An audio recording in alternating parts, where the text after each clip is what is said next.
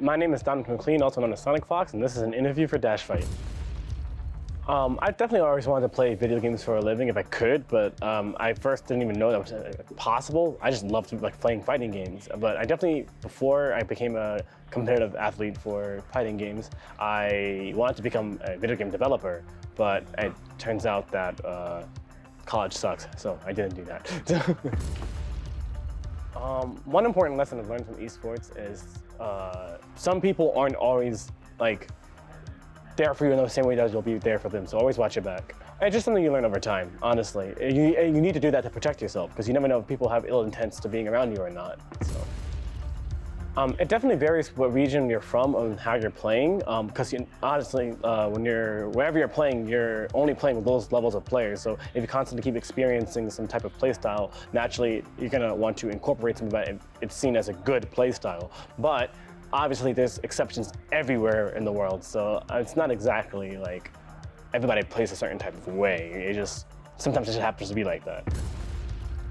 At first, I didn't want to have the responsibility, but it turns out when you become an influencer, you kind of have no choice to say or matter, if you will. So I'm glad that they look up to me and I can help them become stronger and competitive players. So if anything, I want to be able to look back and be yeah, I'm pretty happy with how I represented myself, and I'm happy it affected the people's lives behind me. It was definitely right when I won the Esports Game of the Year award. That's when I realized I had this big responsibility, despite just turning 20, I think, at the time. So the message I want to implement as a role model, I would say, is just be yourself. Don't let other people not let you be you, because life's too short not to have fun. John has helped me a lot in my life, mentally and mainly mentally, honestly, not really so much physically, but we kind of are in this together, and I guess we support each other. So we really care about the things that we do, and we really care about each other's futures. So I figured, why not, have this guy as my mentor, essentially, and see where life takes us, Yes,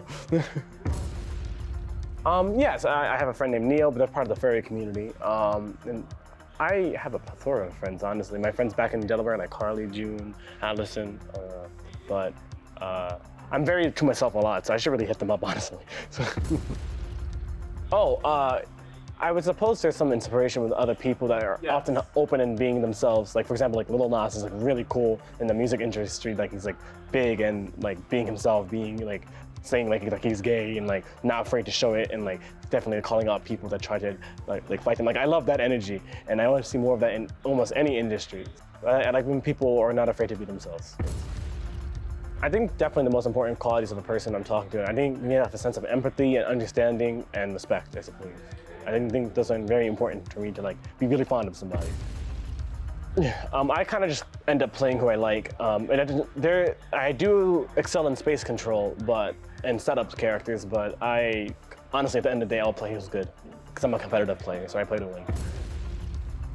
Honestly, if you're a competitive player, pick up a character that you like the most, and if the character's not on par with the other characters, then obviously learn a side character that you're not too much of a fan of, but they'll help you when your favorite character comes across some bad matchups. Yeah, it all depends. Whether you like their playstyle, the lore, whatever you like about the character. I would love to see more pop bonuses coming in. I would love to see more sponsors and things coming in, because honestly, fighting games are considered one of the smallest esports out of all of them. So, but we're on that exponential growth right now, and I feel we're really about to hit that huge limit to be on par with some of the other esports communities out there. So just more awareness, more attention, and I think I think we're on our way up there already. So I mean, we're here at this event, so that's really nice. I definitely see a lot of people tend to be misogynistic towards women sometimes, saying that women can't play fighting games and instead, which is farthest from the truth. I think you really see it a lot with how women are afraid to come into the fighting game community because they don't want to be harassed by these men. They keep saying misogynistic, slurs and insults at them, and it's just I'd like to see us work better towards the community to protect women in the community and let them really shine and prosper in areas where typically men do. Oh, my personal hobbies, I like to do card tricks. I'm a magician. I played a little bit of piano and violin, and I kind of just sleep all day. I like sleep. So. It's definitely a song that's gonna be from Steven Universe, but I'm like thinking in my head, which one do I want right now? You can do Steven Universe Future Being Human. I think that's a good song. Steven Universe music on my piano, like I sing some of it too, because it's just Steven Universe has like a very, very like important show to me. So.